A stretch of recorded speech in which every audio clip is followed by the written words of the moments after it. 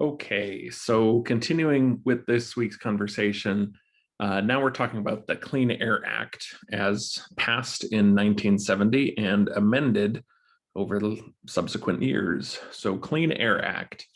So, let's get started. Pollution control, that's really what the Clean Air Act is all about, right? Clean air, clean water becomes a priority of the country in the early 1970s. And again, there's a lot of ways the government can deal with managing this resource. And there's really a handful of ways. Command and control, basically, this is where the government prescribes the level of pollution a facility can emit, right?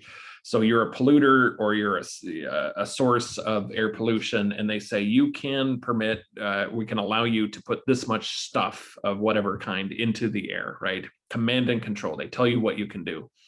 Performance-based says we're going to set a standard of air quality for a region, and you're going to have to meet that level as a region. And then there's technology based, right? So it depends on technological feasibility. So as the technology improves, if you want to build a power plant today versus one, 20, 30 years ago, very different standards are applied to those power plants. And as technology improves, the idea is the standards get, higher and higher, right? Harder to allow pollution because we know the technology is improving to clean up the air. So those are the big solutions that they have, whether it's, air or water quality, those are the big solutions they have.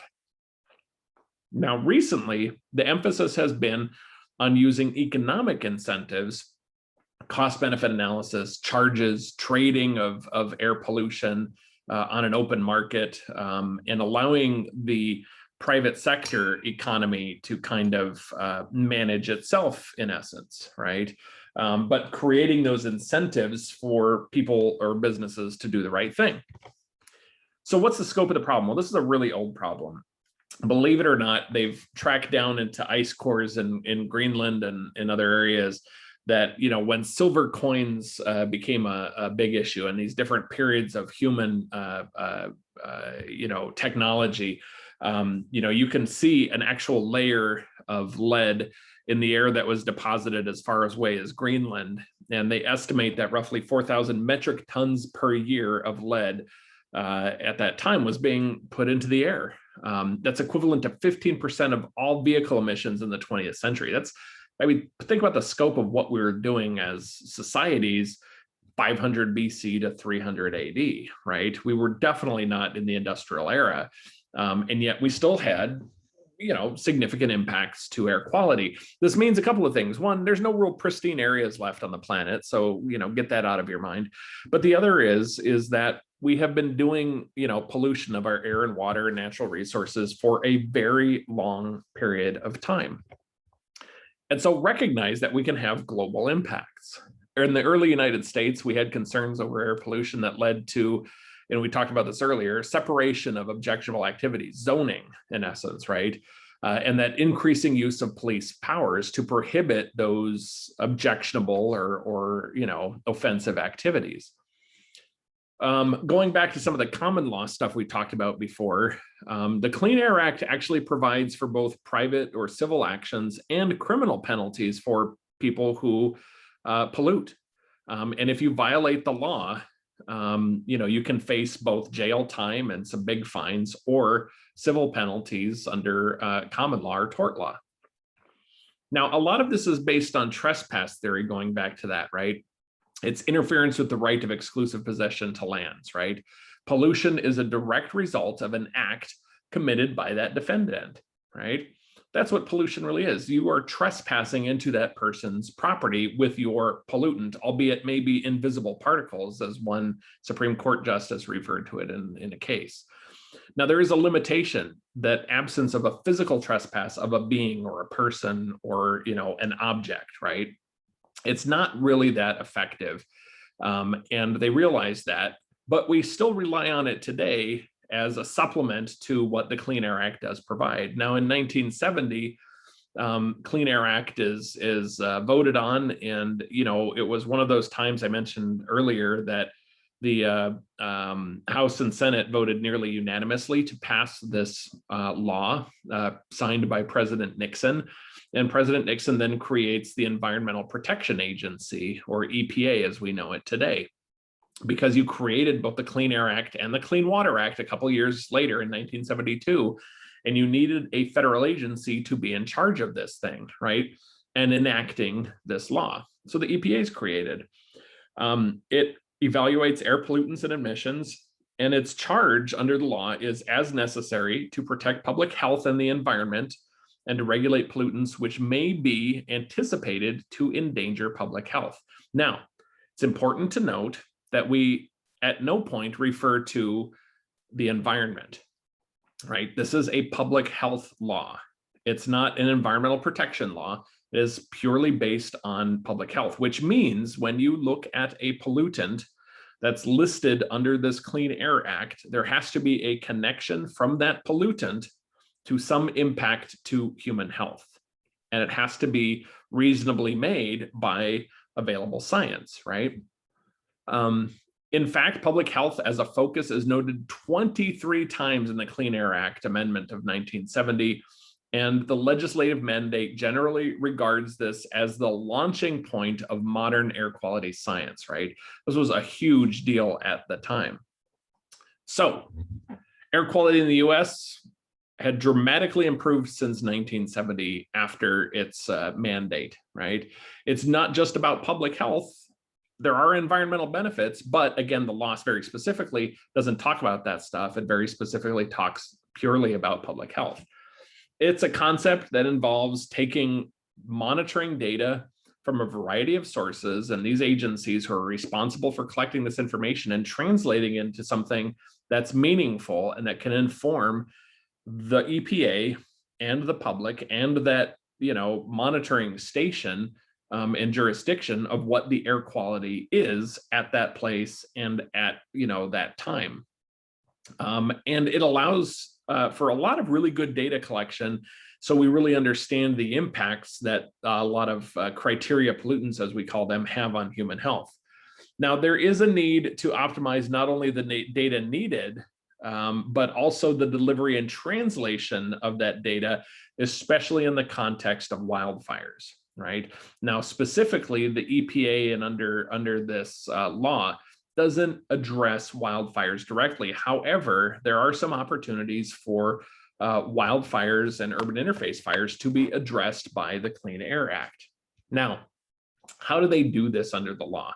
Well, they've created what they call National Air Quality and Emissions Data, or basically 7 what we call principal or criteria air pollutants that have been identified nationally. Now, the first 6 in this list were identified very early on. The last one came in starting in 2007. We go through carbon monoxide, lead, nitrogen dioxide, or species of nitrogen oxides. So NO, NO2, NO3, NO4, ozone, particulates, and we focus on 2 sizes of particulates, 2.5 micrometers and 10 micrometers. Sulfur dioxide, or SOx, as we call them, which is SO, SO2, SO3, SO4. And then again, carbon dioxide listed as a greenhouse gas, but only after some Supreme Court decisions in the about 2007 timeframe. Now, once you have identified what the big principal pollutant types are that we care about nationally, we then created what are called NAAQS, or National Ambient Air Quality Standards. And what this did is it avoided any sort of regional variability. And this has its positives and its negatives, right? So let's think about that for a minute. And let's think about particulates. So particulates are just dust, right? There's a variety of different things that can form particulates in the air. Some of those NOx and SOx and things that we saw earlier can be part of that particulate makeup. But in general, particulates is just basically the suspended particles in the air. Now, if you are trying to set a national ambient air quality standard based on public health, and we're going to focus on PM 2.5 and 10, setting that particulate matter standard is kind of tricky, If you live in the Pacific Northwest, where it's kind of rainy all the time and a lot of good humidity and wind and all of that, and you don't have a lot of particulates naturally, right, in the background of an environment, exclude humans from the scenario for a moment. But if you live in that kind of environment, there's just not a lot of particulates to begin with, right? If you live in South Texas, or sort of the Dust Bowl, historic areas of agricultural activity, Kansas, Oklahoma, those kind of areas, there's a lot of dust out there already. And so how do you create a national standard that recognizes natural levels of background dust, right? And air pollution types, and then the additional stuff that we've added in as human beings, right? It's kind of tough to do. And so setting a national standard was a really tricky business and still continues to be. The whole point of this is to set a national standard and deny regional variation, because it's all based, again, on human health. And so you may be living in an environment that's predisposed to be kind of dusty. Well, it doesn't mean it's healthy, right? I mean, I guess that's kind of the point of the Clean Air Act, is to recognize that, geez, you're living in an environment that inherently has some health dangers to it. And we recognize this now today. So one of the other things to clear up too, we don't care about indoor air quality. I'm not even talking about that. It's not part of this conversation or this section of the Clean Air Act. It's designed to be an air quality standard, protecting public health and also providing an adequate margin of safety. So when you say regionally, you can only have so many parts per million of NOx, there's a margin of safety built in, because we don't have the best science to really tell us exactly what's appropriate or not, right? The whole goal here, again, falling under our constitutional guidelines, is general welfare. So attainment had to be met by a certain date. So they identify these pollutants, they establish the NAAQS, and then they say the EPA needs to create rules, right? Remember the rulemaking process we talked about? So you have the laws, you have the regulations, and the EPA is creating these rules or regulations under which to protect our air quality.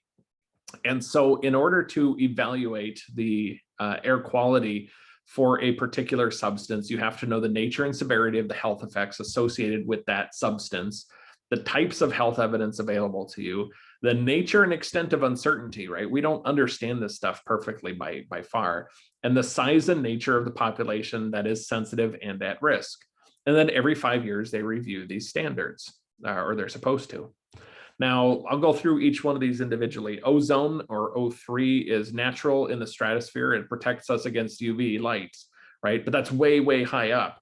When you get surface level ozone, this is pretty bad stuff. It's very unhealthy. It's created when volatile organic compounds react with some form of nitrogen oxides. It causes respiratory infection, inflammation, aggravates asthma. It's a potential limiter for lung development in children. And it even goes so far as reducing vegetation survivability, increasing disease and pests, and reducing growth in agricultural and natural landscapes. Particulate matter. This is just the dusty stuff. We have fine and coarse particulate. The fine particulate's at 2.5, stuff you can't really see suspended in the air, but it is there. And then PM10s are coarse particulates. That's the stuff you can see floating around in the air. It comes from fuel combustion, power generation, wood stoves, unpaved roads, mining, dust, dust, right? The respiratory effects are pretty severe. You get lung disease, you get silicosis, you get all sorts of horrible things associated with dust. It in particular impacts children and the elderly and, immunocompromised. And you'll see that as a recurring theme across all these categories. They can also impact vegetation and damage paint on buildings and structures and other things. Carbon monoxide, or CO, is formed when carbon fuels are not burned completely. We've learned this in prior classes like Fire 105. Vehicles account for about 60% of CO nationwide. This causes cardiovascular disease. It's poisonous, can impair vision, reduces work capacity, poor learning ability, dexterity, difficulty in performing complex tasks. This is a very serious substance. Lead was generally mostly from leaded gasoline. Turns out we used to put lead in our gasoline, and there really wasn't a good reason why. It served as kind of a lubricant in the engine components, but it turns out we didn't actually need lead in our gasoline. And when all of that was combusted, lead does not combust, and so it was just put into the atmosphere. We practically have no lead anymore in the US. There's a couple of hot spots here and there, but pretty dramatic success when it comes to basically removing lead from gasoline. Problem solved. The issue with lead, of course, is that once you get it in you, it stays in you. It accumulates in your blood and bones. It leads to neurologic impairments, mental retardation, lowered IQs, and damages to fetuses, and can also impact grazing animals. So a lot of the same impacts you see from lead in humans follows through animals as well. Nitrogen oxides, we focus on NO2, but we mostly just call this NOx and SOx, nitrogen oxides and sulfur oxides. The nitrogen oxides are when NO combines with some other form of NO. It forms ozone, particulate matter, acid rain, comes from auto and power plants. It impairs lung function, lung damage, acid rain, acidification of lakes, waters, eutrophication, monument damage. That was actually the thing that convinced a lot of folks during the debates and conversations with the Clean Air Act, was damage and loss of monuments, the erosion of our our nation's history, I should say. That was very compelling for some folks. Sulfur oxides, or SOx, it's gases from burning coal and oil mostly. Yeah, you get it from volcanoes and other sources too, but the human component of that far outpaces anything that's natural in the landscape. Again, respiratory illness, breathing impairment, children and elderly at risk. Also leads to acid rain when combined with NOx. And then the last category of carbon dioxide, the newest one we added, was in a court case I'll talk about, Massachusetts versus EPA, related to greenhouse gas emissions. And we'll talk about that in a moment. The Clean Air Act is really technology forcing. So what we said was, we're going to set these national ambient air quality standards. It's not going to allow for national variability. So we're not going to say, well, New Jersey can be more unhealthy than California, right? But what it did is it forced technology to comply with the standards. And what they did very interestingly, which met a lot of resistance early on, and still you see a lot of resistance today, the air quality standards basically said, okay, you are producing a car that's being sold in the United States that produces this much carbon monoxide and NOx and SOx and all this other particulates and everything else, right?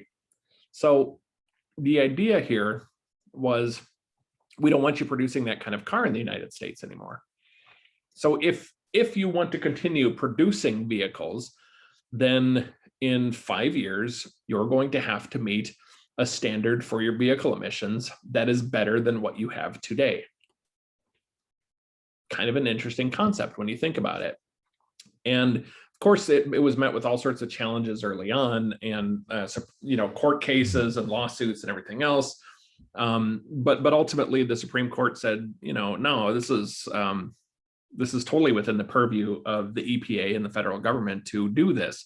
Now, there was a bit of a disconnect, and that is that California, if you recall in an earlier lecture talking about the Los Angeles Basin and establishing the first air quality management district in the country, California was actually a little bit farther along than the rest of the United States was when dealing with air quality. And California helped really form this Clean Air Act as it emerged. And so California was carved out a little bit of an exemption from the laws, saying we're going to create a federal standard, but California wanted to do things a little bit more strictly, and they still do today. And so there's a bit of a carve out in there that says, you can, California, set a standard that is higher than what the EPA sets. And those auto manufacturers will have to meet that. Now, California is the only state that gets that exemption. Why? Because we have 50 states. So imagine if the EPA said, well, each state can set its own standard, which means every vehicle manufacturer may need to meet 50 different kinds of standards, right? It just doesn't make any sense. So that's why you hear if you're buying cars around the country, you'll see discussion on the little sticker, whether or not it's a California compliant vehicle. And what they did under the Clean Air Act is they allowed the states to make their own decision. Do you want to be a California state when it comes to Clean Air Act laws, or do you want to be just following the federal laws instead under the normal Clean Air Act? And so states get to make the decision. And today, I think there's like 12 or 14 states that are all California states, right? Okay, so there's only two things you can do with a vehicle. And you got to remember, vehicles contributed the most, some of the largest amounts of air pollution, still do today. And so that's why there's always been a focus on transportation. And so there's only two ways of really dealing with pollution that comes from transportation, right? And I'm talking about cars, trucks, buses, trains, all of that. Reduce the number of miles traveled or reduce the amount of exhaust per mile, right? Those are your only options. And the focus there was on just reducing the amount of pollution. Let's just do that, right? And so that's kind of been the focus for the Clean Air Act. Now, enforcement and compliance. So the federal government creates this, and each state has to create a SIP, a state implementation plan. And this plan has to basically tell the EPA, so they kick it down to the states. The EPA still oversees and regulates all of this, but it's up to the state to make sure that it is in compliance. And if you live in Southern California or the Central Valley, you will know that our air quality is not in compliance. It never has been in many areas. It doesn't mean we're not still trying to get there. And it doesn't mean that technically, yeah, are we breaking the law? Yes, we are.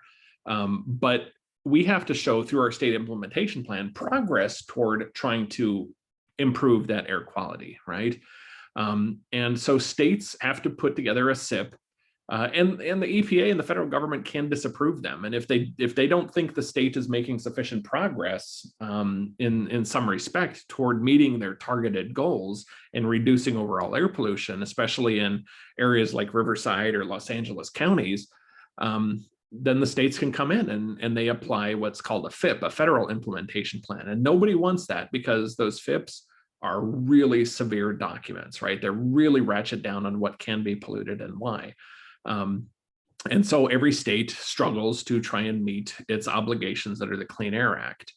Now, historically and even today, the biggest, stick or carrot, I should say stick, I'm sorry, that the federal government has is with highway funds. The federal government can withhold highway funds, which states depend on desperately to keep their infrastructure working, right?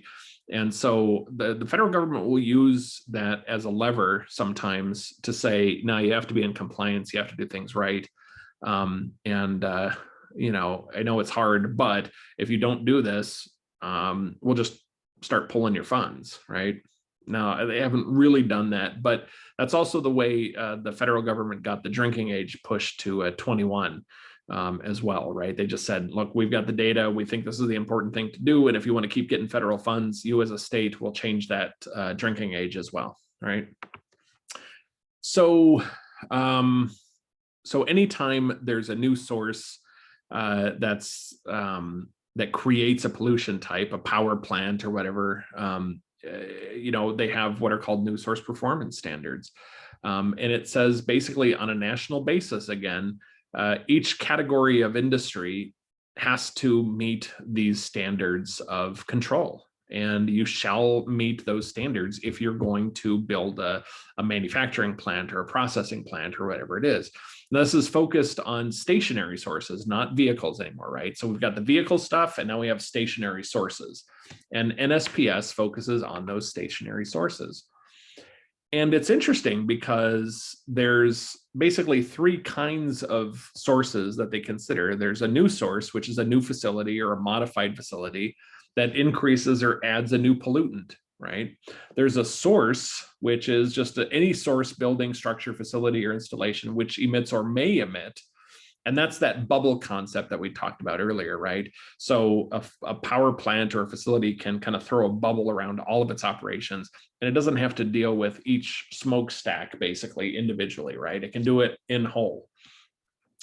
And then there's this idea of modification, right? So if you've got an old power plant that's been around since the 1960s, it is definitely a polluting beast, right? Well, they didn't want to close down and force, because the millions of dollars that go into some of these power plants, it's an abandoned cost if you, as the federal government, come in and say, well, you got to shut down your plant because it's not in compliance with the Clean Air Act. They can't do that. They didn't want to do that. And so they kind of grandfathered them in. But if you take that old plant, you start making modifications, and if it changes the amount of pollutant or results in emissions of any air pollutant that wasn't previously emitted, then you're under these new standards, right? And you have to upgrade your facilities. And so ultimately what happens is, power plants get old, they need upgrades and things, and they're forced to kind of upgrade those facilities for better air quality.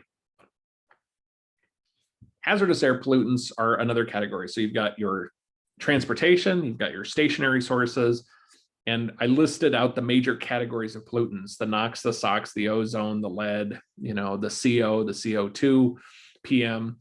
Well, there's also a whole category of what we call hazardous air pollutants. And this is what we tend to focus on, especially in the fire sciences, and we've talked quite a bit about. Now, Title III, Section 112 established this hazardous pollution control program. And they're different than all the other pollutants we've talked about so far because they pose an especially serious health risk and can directly cause or contribute to an increase in mortality or morbidity in severe, irreversible, or incapacitating illness, right? The worst of the worst. And the thing is they don't often have to be in high concentrations. A lot of the stuff is pretty nasty at extremely low concentrations. So we start to focus on these things. And by 1990, they only had 7 substances listed, right? And so during their sort of 5-year review kind of thing, there was this whole conversation in Congress saying, come on, there's only 7 substances: asbestos, beryllium, mercury, radionuclides, inorganic arsenic, benzene, and vinyl chloride. They're like, come on, we know there's tons more stuff out there. Well, today we have 187 hazardous air pollutants as a result of that conversation, right? Now, how does this relate back to fires? Well, wildfire-related air toxics aren't specifically addressed in any meaningful way under the Clean Air Act, right? The Clean Air Act requires the EPA to regulate toxic air pollutants from categories of industrial facilities, stationary sources. But a wildfire isn't a stationary source, right? I mean, it's a predictable source potentially, but you don't know what's going to burn. You don't know whether buildings and infrastructure and vehicles are going to be included. And you can never tell the scope of what that is all about. So it's a little bit difficult. And again, remember that it's all about human health, not the environment, right? So at least we have that connection here, and we can talk about things like human safety and firefighter health and safety when it comes to some of these constituents. But wildfires are transitory, but they can be hugely significant in our air quality when they're going on, right? And so public health implications can also be very serious. Now, it's very difficult. There have been some studies and some anecdotal information that talks about, some of the fires in San Diego in 03 or 07 and these pockets of cancers that occurred in some of the adjacent communities, right? Statistically, how meaningful is that? I don't know. It's meaningful to the folks who got cancer though, right? But again, it's so hard to make those connections between that exposure and that cancer or that pocket of cancers that occurred in a community. And so public health implications for fires are very serious. And it's not just the vegetation burning anymore. And then there's also this connection to greenhouse gas emissions, right? But again, it's really hard to put wildfires into the Clean Air Act. And while the EPA and the state air quality management districts and everybody else kind of tries to address wildfires under these laws, it's a very difficult, square peg in a round hole kind of situation, because it just isn't explicitly talked about, nor have they made any attempts to really modify the language or introduce new language or regulations into the law to address wildfires. So knowing all of that, and knowing that a lot of our areas, including here in California, just have bad air quality because of human activity, what happens if you can't meet your air quality standards? Well, surprisingly, this was never actually addressed in the law, right? And originally it was thought that no new sources of pollution could be approved. Well, in a place like Los Angeles, that's just not reasonable. So, you're bad air quality and you're not allowed to produce any new manufacturing or development until you get it under control. That's just not a reasonable thing. So in 1967, the EPA fashions what is basically the cap and trade program for air pollution, right? You probably heard that term before. What it means is you can buy and sell air on basically kind of like a stock market. And what also happened at that time is Congress extended attainment deadlines to 82 and then 87. It wasn't just for cities and counties and all that to deal with, but it was also for the auto manufacturers, right? I said it was technology forcing, which said, if you can't build this to this standard, then you just can't build a vehicle and sell it in the United States, right? Well, there was a bit of a thing if you look back to 1970s and vehicles. Coincidentally, why did Honda and Toyota become so positive, in their market share in the United States at that time? Well, a couple of reasons, and some of it actually has to do with the Clean Air Act, right? They were already producing vehicles that had smaller engines, weren't the big block V8s and all of that, and they were producing cars that had smaller engines, higher efficiencies, and lower emissions. And they were already meeting the standards set by the EPA, or they were really close to it, right? But the US manufacturers nowhere near it. And so they didn't want to disadvantage, so all of a sudden that market share starts growing pretty rapidly. People are all into these types of vehicles. There's a shift in the way we manufacture and think about things in the US. And the big three in the US make that transition, albeit very slowly. And so, not to disadvantage them in the market share, the EPA extends those deadlines. But it also does the same for all the states and in areas that their ambient air quality standards weren't being met either, right? So across the board, everything gets extended because when they realized they were just too ambitious and thought, we could just do this too quickly. And you got to remember that mindset, right? 1969, we land a person on the moon. And we've got that idea that, well, if we can do that, we can do anything. And it turns out, no, not everything's that simple. So what's the problem? Well, as all of this is going on, and we're trying to reduce pollution and make things more efficient and all of that, don't forget the population's growing. Our resource demands and consumption are growing. We move from, that industrial era, right, into the 1970s and beyond, where we were definitely into the 80s and 90s, a society of excess, right?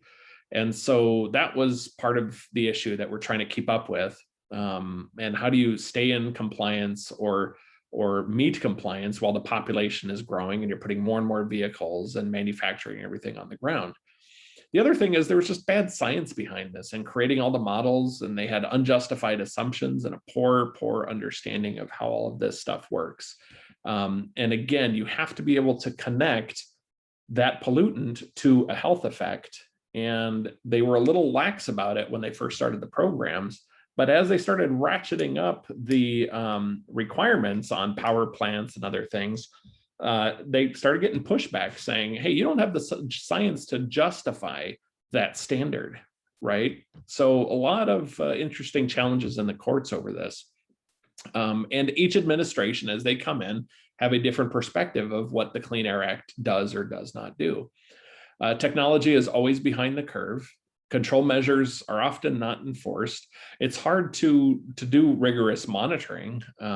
In fact, most of the monitoring that is done is self-reported, right? So now you're trusting that the power plant or whatever reports accurate data. If you recall, Volkswagen was also self-reporting its own data on the efficiency of its vehicles that it was importing into the United States, and it would meet the tests by the EPA, but it turns out they were kind of messing around with the control panels, the chips within those systems, and as the vehicles were driven, yeah, they could meet those tests under the EPA's testing protocols, but it turns out that on average, that vehicle was nowhere near to meeting those standards. And they basically kind of gamed the system through technology.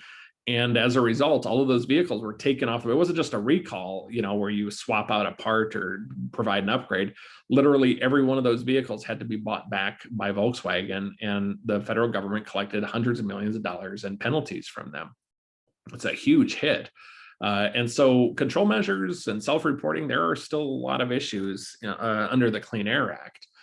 And then you throw in something like wildfires or other major incidents that impact air, and you got to think to yourself, well, how does the Los Angeles basin, maintain its air quality standards if in a given year you have so many wildfires that add to that pollution, right? We don't care about pollution as much day to day. There's 24-hour standards, there's 8-hour standards, there's all these different standards that you have to meet. And so there's some leniency where you recognize, that in your data, there's a fire event. And so you can kind of justify that in your reporting and say, well, look, this isn't our fault. There's a big fire going on, and that's why this happened, right?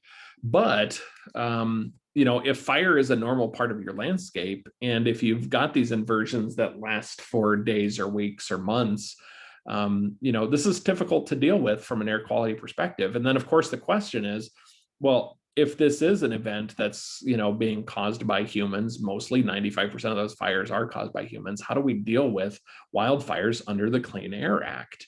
And then, throw another sort of wrench into all of this, because somebody then decides to take the Clean Air Act and have it address climate change as well. So this is a hugely complex problem we're dealing with today. Enforcement of the Clean Air Act requires a lot of investment, right? It's through the EPA, the states, and private citizens, basically. There is a private citizen lawsuit provision in the Clean Air Act. It allows for investigation authority, and these investigators have the same authority that a police officer does. They get their warrants, they can enter property, they can do search and seizure, they can arrest people, all of that kind of stuff. And the enforcers can choose their responses once violations have been detected, which means there's some inherent flexibility in this as well, right? Don't want to just shut down business and economic opportunity, but you also want to make sure that people start to come into compliance and the bad actors are dealt with effectively. And so you can ratchet things up. And like I said, there's all sorts of, I'll talk here in a second about the citizen supervisions, but don't forget there's criminal action as well. Now, there was a big shift in the law. This is kind of an interesting one. The criminal actions now are able to be applied all the way up to the CEO. That was a big shift in the way the Clean Air Act was recognized and dealt with early on. If somebody is working at a power plant and they're falsifying data or, polluting extra or, modifying their monitoring systems or whatever it was usually that supervisor, that individual or whatever that would face charges. And now they can reach all the way up to the CEO. And in the first few cases like that, the CEOs said, hey, we had no idea. We're so far removed from this. We had no idea that was going on. And the courts basically said, well, you're going to have to make it your job to know what's going on, right? And make sure that you're in compliance and that you don't have people cheating the system who are under your employ. Like I mentioned, we have citizen suit provisions as well. This allows private citizens to sue. Now, again, you have to allow the EPA and the local jurisdictions to do their job first. And if they don't, and if you've given them plenty of time to remedy, then a private citizen or an organization can bring suit. They can enforce emission standards set by the EPA or the state. They can sue the administrator of the EPA to enforce, or you can sue any person who ignores the permit requirements or non-attainment programs that they're supposed to be operating under. So it's pretty broad authority that they give to private citizens. You are required to provide a 60-day notice. And then, of course, there's that diligent prosecution restriction that says if any administrator or state has commenced its own process, then you can't really get involved. But if they fail in that process or are not diligently prosecuting, then you can step in. Prior to 1990, injunctive relief was really the only remedy, like fix it, right? That's what the relief was, fix it, make it work. Now you can seek penalties, funds are rewarded. Now you as a private citizen, if you want to sue, you don't get any money, right? Funds are awarded and deposited into the US Treasury Fund used only for financing air compliant and enforcement. So the bad actors out there actually pay for the staff at the EPA and other related agencies that oversee them now. And provide that enforcement. It can also be forced to contribute to environmental groups or other such funds to benefit mitigation, a maximum of $100,000, and of course, attorney fees to prevailing parties. So the burning question, pun intended, is how are wildfires treated under the Clean Air Act, let alone climate change, right? This is the tough thing that we're working with because, again, we don't really have any provisions in the Clean Air Act that say anything about wildfires specifically.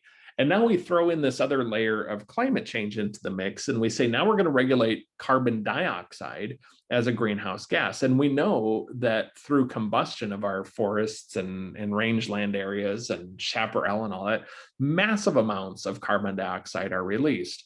In fact, the wildfires, there was a statistic, I'm going to quote it wrong, but it was something like wildfires between 2003 and 2007 emitted 200% more carbon dioxide than all the vehicle emissions in California at that time, right? So this whole study that Scripps Institute does, I think around 2010 or 11, comes out with that. And that was a staggering number to everybody, right? I mean, then you realize the scope of what these fires actually do. So in 2007, there's a Supreme Court case that's kicking around for a while through the various courts, makes its way up to there. And it was Massachusetts suing the EPA, and Massachusetts and many other states, California included, right? But Massachusetts took the lead. So it's Mass v. EPA 2007. 12 states, several cities brought suit to force regulation of carbon dioxide and other greenhouse gases, or GHGs as we call them, as pollutants under the Clean Air Act. And here's the thing is, how is carbon dioxide, which we have in our atmosphere normally, which the levels of carbon dioxide have to be really high, much higher than anything you'll even see in a wildfire, right? Or at a power plant or anything like that, to have a human health impact directly by breathing it in, right? So how are we able to justify controlling CO2 under the Clean Air Act? Because remember, the Clean Air Act does not care about the environment. It cares about public health. That's the charge. And so what the Clean Air Act says, and it defines as an air pollutant, any air pollution agent or combination of such agents, including any physical, chemical, biological, radioactive substance or matter, which is emitted or otherwise enters the air. Okay. A majority of the opinion commented that greenhouse gases fit well under the definition of air pollutant. But the trick was, how is it that they're having a health effect? Because that's the nexus that needed to be made under the Clean Air Act. So the court remands the case back to the EPA, requiring the agency to review its contention that it has discretion in regulating carbon dioxide, because up to that point, the EPA sort of refused to acknowledge that it has anything to do with greenhouse gas emissions and carbon dioxide. And the courts said, yeah, there's a way for you to figure this out. The EPA ultimately, by 2002, now you have to recognize that when this case started, you were in the Bush administration, and by the time it ended, you were in the Obama administration, okay? In 2012, EPA concludes that greenhouse gases can be regulated under the Clean Air Act, right? So the EPA finally makes this determination themselves. And they say carbon dioxide and other greenhouse gases may reasonably be anticipated to endanger public health and welfare. So what the argument was, and it's one of the reasons why Massachusetts took the lead on this case, is because they were sort of uniquely, they had a really good attorney general that was bringing the case forward, and very cleverly understood a lot of the science behind this and brought in some really good experts. And one of the things they said is, yeah, breathing in carbon dioxide, not a problem, but all the other stuff that happens under climate change, right? And so they brought in all these experts to testify about increases in hurricanes and heavy weather events, right? And in hazardous conditions, increases in things like, if climate change does occur, increases in things like disease and malaria and movement of certain types of, Lyme disease and other things that they've been tracking, right? And so they said, yeah, and then as sea level rises, right, there's risk to humans from that perspective and health and welfare. And so they started pulling together this very sort of interesting argument that said there is a relationship here and you need to take that relationship seriously. And that's how we're going to draw those strings together between something that you exhale every day and something that has an impact to your health, albeit indirectly, right? So this was a pretty big sort of landmark decision that said the EPA was refusing to carry out its responsibilities and needed to figure out, a solution. And so by 2012, they did. The EPA creates tailpipe standards. They recognize that methane pollution for oil and gas operations and power plants is important. Under the Trump administration, the EPA administrator had publicly doubted whether the EPA has the tools under the Clean Air Act to address climate change, right? But according to the Supreme Court, they said that's no excuse.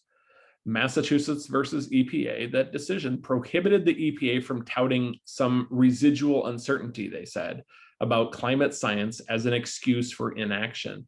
The EPA must act, if it can, to make a reasoned judgment that greenhouse gases contribute to global warming, but still no action by the EPA or even this administration at this point. They've rolled back a lot of things that the Trump administration put into place. But of course, through all of this discussion, the impact related to wildfires hasn't been addressed in any meaningful way. So it's kind of a fascinating, issue that we're dealing with here. The bottom line is we need good climate legislation if we're going to address climate change. Don't try and make the Clean Air Act become a climate law, right? And a lot of folks have said that. And if wildfires are part of air pollution in general, hazardous air pollutants, and climate, then these same laws and regulations have to address this too in a meaningful way, or create a law specific to wildfires and the urban interface. Greenhouse gases and their regulation alone are definitely not the answer. And so this is a very complex situation. Again, this is one tool when we're putting together the toolbox of what policy and regulation has to do with wildfires. This is, again, one of those tools, albeit an imperfect one. So you'll have an assignment for this week again. Make sure you go, we're using the same legislative website. Again, I'd like to go visit the Cal website, select a bill that's in this current legislative year. I'd like you to find one that's related to wildfire and some relevant environmental issue. Review the final version or the most up-to-date version that you can find, and provide a thoughtful and critical review of the questions in the assignment. I'd like you to be able to link it back to CEQA, link it back to other environmental laws, think about cost benefits, and kind of pull everything together that you've learned so far in this class, right? Because really this is where the rubber meets the road. Again, it's important for us to understand how we're modifying our state laws to address issues related to wildfire. And so this is your opportunity to spend some time taking a peek at one of those and kind of just give your assessment of that. All right, I think that is all I have for you at this point. It's a lot of material for this week, I realize. So good luck with all of this, and as always, happy to answer any questions that you might have. Thank you and have a good week.